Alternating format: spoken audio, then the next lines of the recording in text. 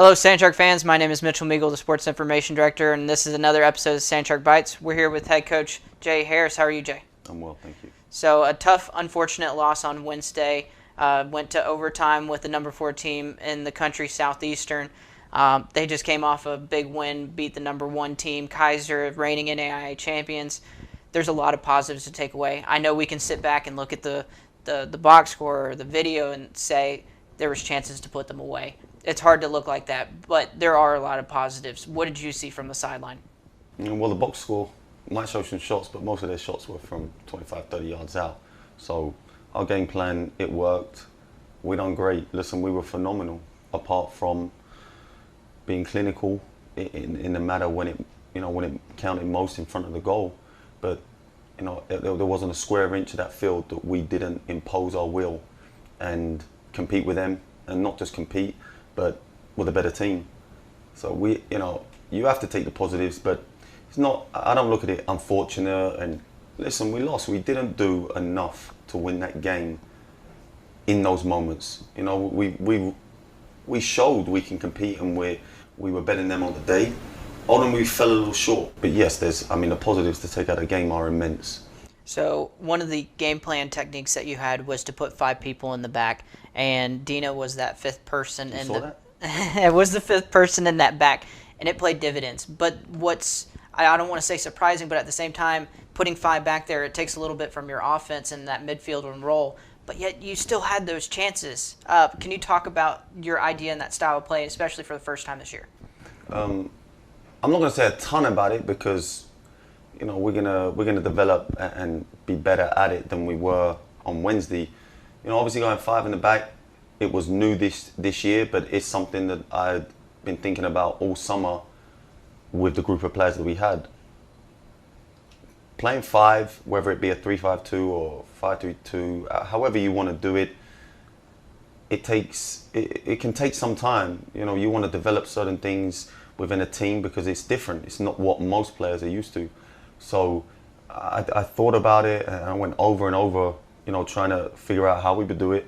And even in preseason, I spoke with Kian, and obviously once we had the little setback, we really didn't have time to implement and work on different formations other than going with a 4-3-3.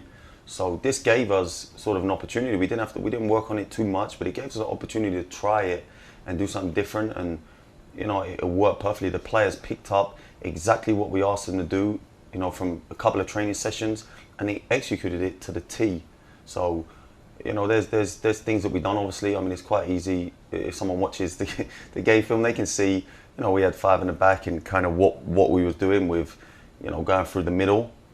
So I hope that we can replicate that performance, is what I said to them today in training, that, if we can be consistent in that intensity and that level, there's some great things that are going to happen moving forward. So let's continue to talk about that back line. They were impressive, and the fact that they were able to communicate and knew what their roles were, those roles are, especially those outside backs with Kumar and Schaefer. We know exactly how they'll play, especially in that transition game, but they're also very good by not allowing teams to ping the ball in. But the communication, especially with those 3 center backs, Lauren Wood, Aaliyah White, and then now Dina, can you talk about that expertise? Because Dina has been in that holding mid this year and had that communication, but being a little bit further back. Can you talk about that communication, especially with those center backs? It freed up Lauren a little bit to read the game a bit more and have the freedom to sort of come out and read and intercept and maybe press a little more. Obviously, her style is an aggressive style. So sometimes in the back 4, stepping out, if it isn't exactly how it should be behind, it can leave gaps. Her style of play is one that I love, and put in that role, as I said, it gives her a bit more freedom to read the game and just float and help out either side, where she's not marking as much. Dina just will transition right in there. She's very comfortable on the ball. She reads the game really well. That's why playing as a defensive midfielder, she makes a lot of the tackles. So going back into defense, she's very, like I said, she's very good on the ball. She distributes really well. Kumar and Allison, in this game, they really didn't have, or they wasn't really involved in much of the offense. In previous games, we really looked to them to start a lot of the attack. But in this game, they had a hand in building up sometimes, but they really didn't get that high up the field, and they didn't partake too much in the attack, which left us kind of solid for the duration of the game. So it's funny you mentioned that. Kumar specifically built that attack, especially on that second goal with Mari Calvat, and that'll lead into the second part of this question, where it was at midfield, and she isn't playing as high as normal, but she was able to find Lexi Kaiser, who had a 2-assist game as well. Lexi Kaiser as well as Mari, they just seemed to have a connection in that game. They did a really well with one-two touches. Can you talk about that scheme and how they kind of build off of each other, and having Mari find the back of the net twice in that game? Mari has great intuition and is a soccer player. She's got a soccer brain. Her IQ is great, and Lexi is very similar. They have a style. They like to run off players, and they sort of on the same wavelength. So it's not surprising to me with Mari. When she was out a little bit, so it's taken some time for her to transition back into the team and get back to full fitness. She's back to full fitness now. So you saw in that game how effective she can be. And Lexi was phenomenal. There wasn't a player on the field that didn't win their battle. Every single player on that field won their individual battle. And as a collective unit, we showcased what we can do as a team. So, it's just about getting comfortable and having that understanding. And the more trainings we have with everyone being fit and healthy, it allows us to excel and continue to grow. But I think that's the first time that really, though, the way we've set up with those three in the middle and the players up top. So, it gave them an opportunity to really work together and show the country what they can do. So the last question about the Southeastern game, it's easy to go into the mindset of this is the number 4 team in the country, they're undefeated, and just kind of play back and be like, well, go in that mentality of we shouldn't win this game. But they did not display that at all. Did you have a sit-down talk with the team and saying, look, we can compete. Look, if we do this, stick with this plan, then we can be there. And it really showed. Was there any kind of conversation or something in a mentality change? You've got to have belief, no matter who you play against. And Southeast is no different. When we went down there and we lost 3-0, we drove down the same day. We got off the bus and we're playing a game against a good team. Make no mistake about it. Southeastern is a very good team. But you can't go into any game believing that you can't execute your game plan. We changed it up a little bit, but it wasn't we changed it up to exactly stifle them. It was to work with a strength that we knew we had, and the ladies executed it to a T. It was a joy to watch, and there wasn't a minute in that game I didn't believe we weren't going to win. It turned out different, unfortunately, but there wasn't a minute. I had absolute belief that we're going to win that game, and I have absolute belief that moving forward in the season, it will all even out. It will all even out somehow or another, and we'll get ours. So, it's about consistency. It's what I told them. You have to be consistent with that level of play now. You can't show up just against the team, because you feel like it's going to be that battle.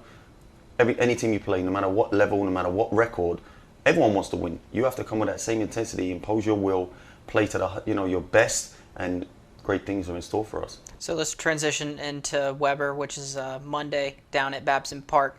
Already played them, familiar with their scheme, their tactics. What do you expect out of the team going down to Florida? Go and compete hard. Whenever you travel away, it's different. Being at home, I thought we've done a great job at home. Playing on our field, we've executed our game plans and we've outplayed every team we've played here. So, but playing away is always different. The team is there, they're waiting for you, they're training, they're relaxing, they're sleeping in their own bed. But, to me, it's about we've got to go down there and we've got to get the job done. They're not a bad team. The record might show they haven't won that many games, but they're not a bad team. They've been in a lot of games. It's just gone the way that they've lost quite a few of them, but they've been in them. And we can't go down with any mindset that it's going to be in conference, tough game. They're going to want to beat us. Any team, every team here is going to want to win the game they're up against. And for us, it's about going down there, like I said, and having the same consistency. We can't drop our level now. You've shown people and you've shown yourself what you're capable of. We go down there, we execute. You know, you go down, you execute at the level that's expected now, and we have to be better. So, you know, there's nothing but going down there and putting the best product on the field to get the win. So the final question of this, and it goes back to that consistency part. Y'all are consistently consistent in the sense of everyone's finding the back of the net. Mari found her first goal of the year, a 4-goal game against Weber. How do you put people in different situations so that you can be consistent? You're putting goals in the back of the net, but also being able to, that it's just not that one goal scorer and they can double team that one person. Listen, we don't have an out-and-out striker, and so we have different schemes and ways to try and free up certain people. And so against Southeastern, you know, it was Mari that sort of stepped up and got the goals, and on other days it's been Marcella and Downey. So different. We have a lot of players who can score goals. I mean, it can be a benefit and it can be a detriment. You know, so we have to just work to our strengths and figure out the best way against each team to utilize those players.